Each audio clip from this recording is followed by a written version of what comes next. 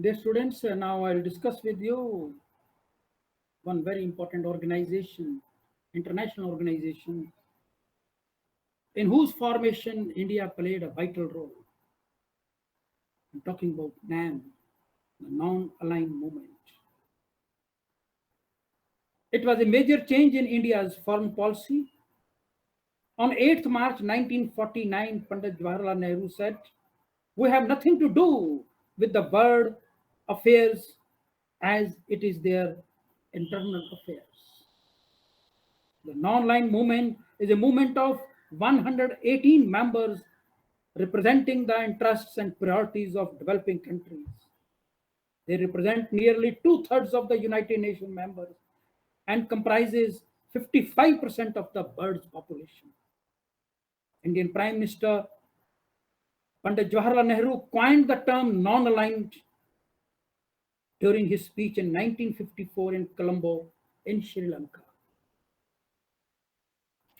Its objectives.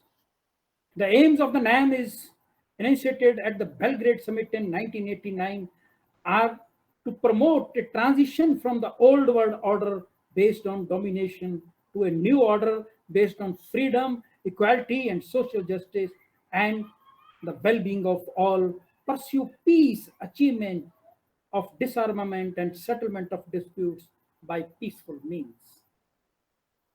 Search for effective and acceptable solutions, world economic problems, particularly the disparities in the level of global development. Support self-determination and independence for all people living under the colonial or alien domination and foreign occupation.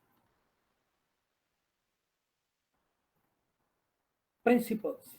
The 5 principles of this movement were: number 1, mutual respect for each other's territorial integrity and sovereignty; number 2, mutual non-aggression; number 3, mutual non-interference in domestic affairs; number 4, equality and mutual benefit; 5, peaceful coexistence.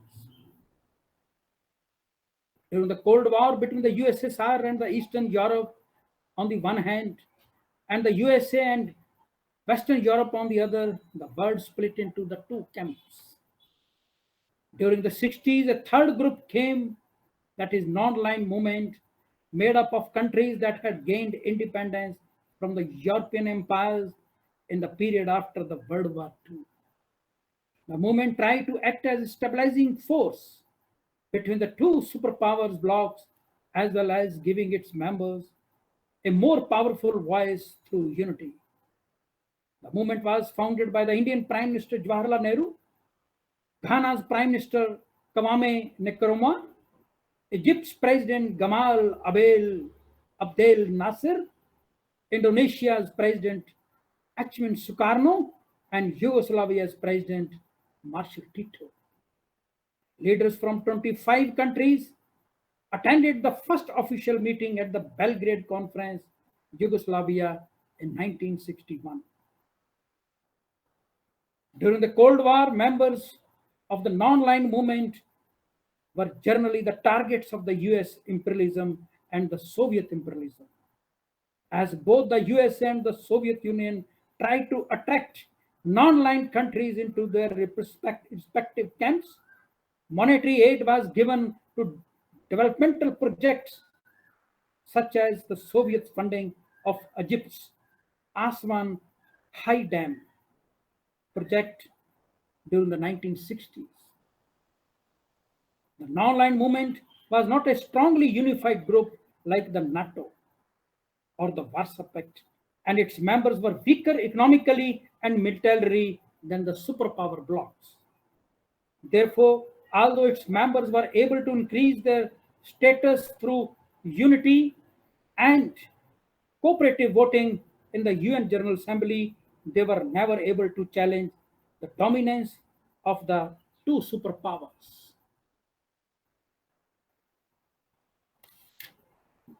Membership of the non-aligned country grew from 25 states in 1961 to 113 members and 17 observer status.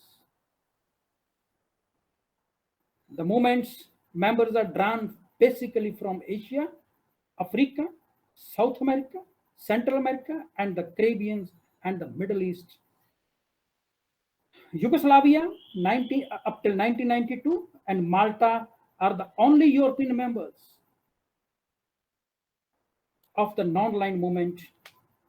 Conferences are now held every 3 years. The movement has no permanent secretariat. With the end of the Cold War, the main issue promoted by the movement have been international action against poverty, environmental destruction, nuclear testing, and drug trafficking. The non-aligned movement believes in policies and practices of cooperation, especially those that are multilateral and provide mutual benefits to all those involved. Many of the members of the NAM are also members of the United Nations, and both organizations have stated policy of peaceful cooperation. Yet success that the NAM has had in multilateral agreements tends to be ignored by the larger Western and developed nations dominated the UN. Frequent concerns about apartheid were linked with the Arab-Asian concerns about Palestine, and success of multilateral cooperation in these areas has been a stamp of moderate success for the NAM. The NAM has played a major role in various ideological conflicts throughout its existence, including extreme opposition to apartheid and support of liberalism movements in various locations, including Zimbabwe and South Africa. The support of these movements stems from a belief that every state has a right to base policies and practices with national interests in mind and not as a result of relations to a particular power block. The founders of the NAM and their successor recognized that the movement would probably be destroyed if they created such formal structure for the movement as a constitution and internal secretariat. The NAM administration is non-hierarchical, rotational, and inclusive, providing all member states, regardless of their size and importance, with an opportunity to participate in global decision-making and world politics. The summit conferences of the heads of the state government is the highest decision-making authority of the movement. The existing practice is to hold the summit conference after every 3 years. The summit should be held at least 1 month before the regular session of the United Nations General Assembly. The chair has the responsibility of leading and coordinating the activities of NAM within the UN as appropriate as in other international forums. The coordinating bureau is the focal point for coordination. The bureau revives and facilitates the harmonization of the work of the NAM working group, contract groups, task forces, and committees. The practices of the movement is to make all decisions by consensus. The ministerial conference is held with the purpose of reviewing the development and implementation of the decision of the preceding summits. Achievements since its formation. Number 1, non-alignment has made a principled and lasting contribution towards the maintenance of world peace and prevention of global and local conflicts. Number 2, it stood against imperialism, neocolonialism, racism, and hegemony as practiced by big states against the small ones. 3, the world has been made aware of the dangerous implications of the armament race, both conventional and nuclear. 4, it focused the need of new international order on both political and economic equality. 5th, non-alignment has prevented the threatened division of the world into two hostile blocks and showed an alternative to the third world. 6, it has played a vital role in accelerating the process of decolonization by strengthening the freedoms of struggle by Portuguese colonies in Angola. 7.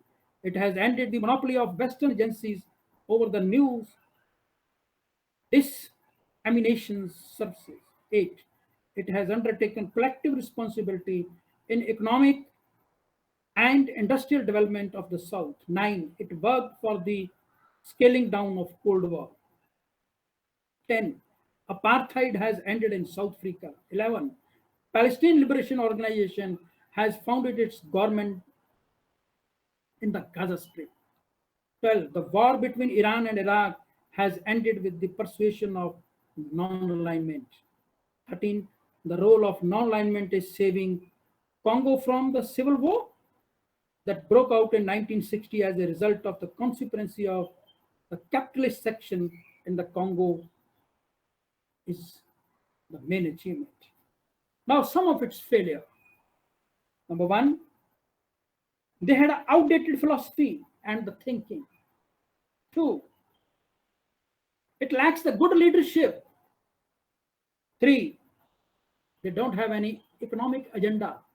4, when China attacked India, no country stood up. 5, they never discussed the problems of terrorism as well as the drugs. Thank you very much.